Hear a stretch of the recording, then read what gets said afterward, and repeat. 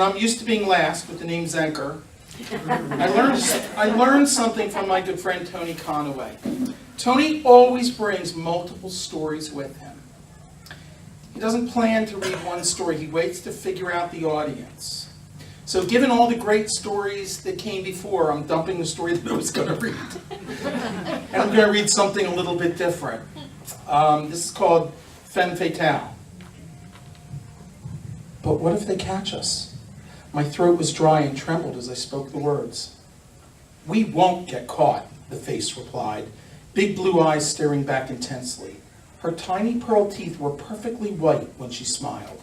Her tight red curls and freckles gave her the innocent little girl look.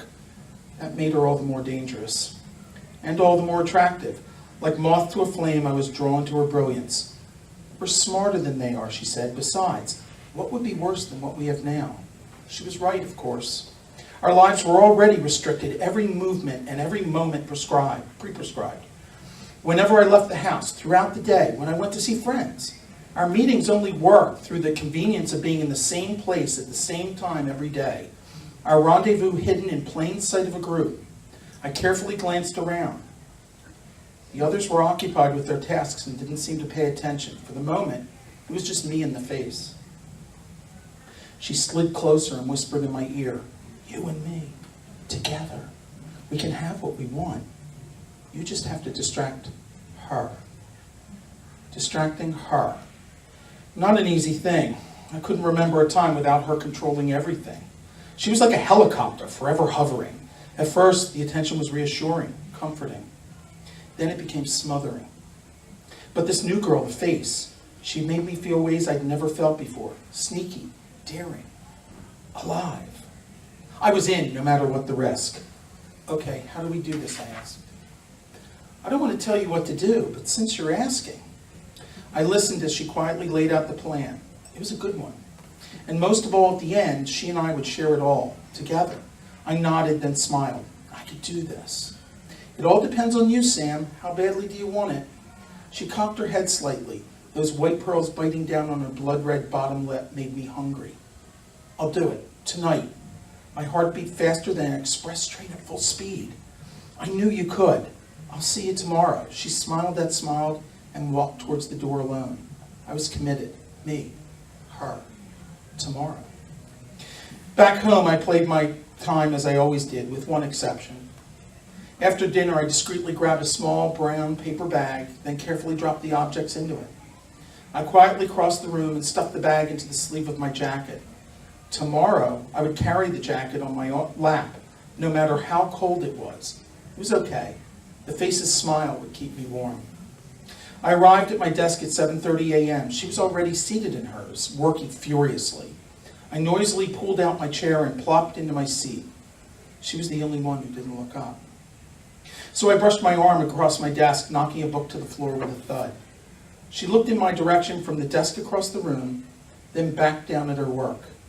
As I bent to retrieve the book, I found a folded piece of paper with my name on the outside. "Meet me after," was all the note said. No signature was needed. I knew it was from her and what she meant.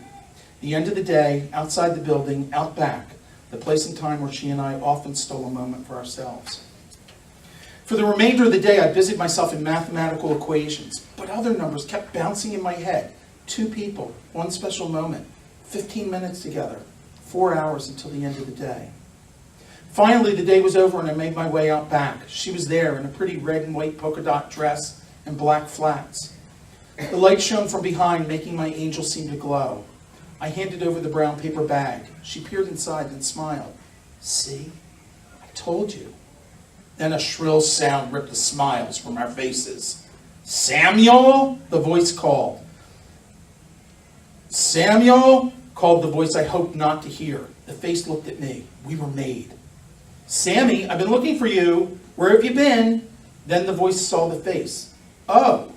Her smile widened, but eyes squinted at the same time. She licked her teeth with the edge of her tongue. "Who have we here?" With an emphasis that was both sickly sweet and accusatory. "Oh, that's nice. I see you have a little girlfriend." Complete silence. The voice bent over and looked the face in the eyes. "Hi, I'm Sammy's mommy." Who are you? Gretchen was all she'd give up. I don't think I know you, Gretchen, or your parents. Are you in Sammy's class? Yes, she stayed tight-lipped, revealing nothing more. That's my gal, nerves of steel. So I guess you're 7 also. You do have good taste in clothing. Then standing back up, the voice spoke again. Well, I'm sure that her mommy or the bus that takes her home will be fine for her. We need to go now. And the voice grabbed at my hand. I tried to pull away, but she pulled me to her faster pace, walking toward the car. I looked back. The face had already sashayed over to Josh, our oversized class bully. She reached in the brown bag, pulled the big cookie, my big cookie, and handed out to him. Another reach produced one for her. They ate them together and laughed. Then the face tossed the bag on the floor and smashed it under her shiny patent leather shoe before climbing the stairs into the bus with him. My stomach rumbled sadly. I turned back and we were at the car. The voice broke the silence. And young man, you and your father will have a discussion about taking things that are meant for others, like the special cookies meant for the church sale. Dames, they're nothing but trouble.